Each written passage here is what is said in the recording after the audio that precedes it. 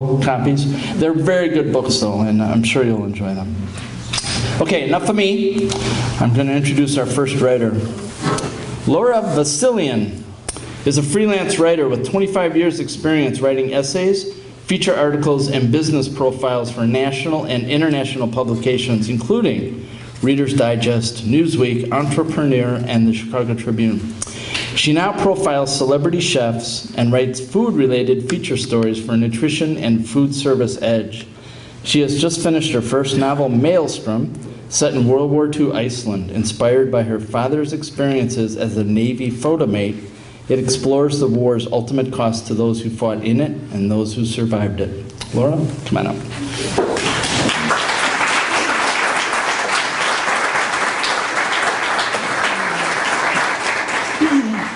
Can everybody hear me okay? Okay. Thank you, Kevin, and thank you, everybody at Waterline, for having me back again. This is the first chapter of my recently completed novel, Maelstrom.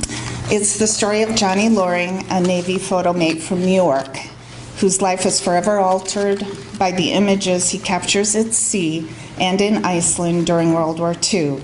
In this scene, Johnny is in Boston waiting to ship out. 5 bells. Johnny was asleep when the busboy lit the match, when flames flickered in the artificial palm tree and flashed across the blue satin ceiling. Like hell's rain, the firestorm fell down upon the heads of the Saturday night crowd, ate up the tropical fabric and netting and imitation leather fixtures, gave birth to a black wall of toxic smoke that rolled through the Swank nightclub, silenced the screams. If not for the fight with Libby, Johnny would have been there, up on the main stage, playing with Mickey Alpert's band. From that vantage point, he would have felt the fireball's heat as it burst up the Melody Lounge stairs and into the foyer. Would have been caught, along with the sailors and celebrities, in the mad rush for the jammed and locked exit doors with Libby. She was the reason he was a no-show, the reason he wandered Boston's cobblestone streets alone on his final night of leave. Thinking of her, missing her, he brushed past the faces of gobs and their girls as they wobbled past him like paper lanterns in the wind. He could sense the longing of the sailors, smell the girls' perfumes. For the price of a Mai Tai, he could have had the same options. Nuzzled up to a pair of willing red lips and a matching set of shapely gams down at the Howard. Or squeezed into the Crawford and lost himself in the splendor of Sally Keith's remarkable orbiting tassels. Options.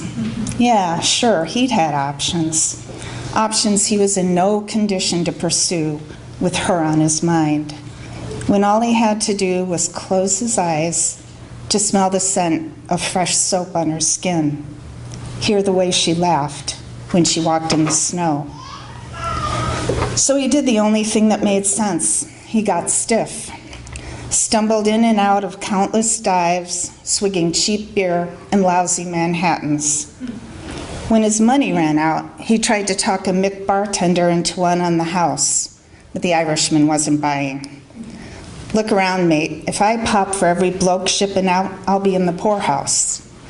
The barkeep was right. Like swells on the Atlantic, a sea of Navy white hats undulated in the barroom haze. Shrugging, Johnny slapped down his last 2 bits and slid off his worn bar stool.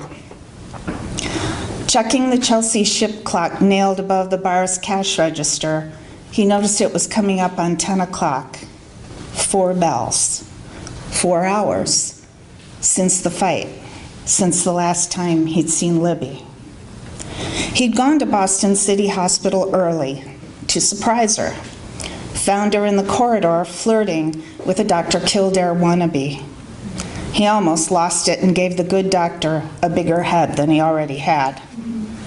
Couldn't believe Libby just stood there, all dewy-eyed and innocent, clueless that the white coat was trying to horn in on her, knowing Johnny could do nothing about it once he shipped out in the morning. So he said the only thing that came into his head, "Goodbye, Lib." Words that were meant to hurt her, give his heart the upper hand, let her know he didn't want her to bother showing up at the club as they had planned. Words he regretted as soon as he said them. But he couldn't back down, not with Maud, the head nurse, looking at him with sanctimonious pity, not while the doctor stared at him with smug victory on his face, not while Libby, seemingly bewildered, stood frozen in place, saying nothing. Nothing. So he stormed out, lingered at the sidewalk outside the hospital, expecting her to show up, apologize. This time, she didn't come after him. Didn't try to make things right as she had so many times before. It was her fault then that he missed his chance to play with Mickey Alpert's band at the Coconut Grove nightclub that November evening, 1942. Her fault he went on a binge his last night in Boston.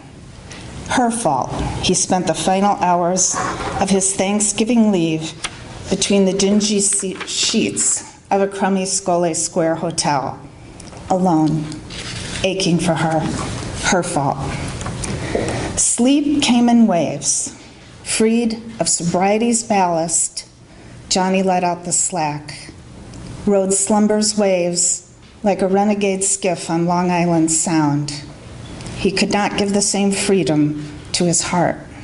It was still too heavy with the sound of her voice, the memory of her touch.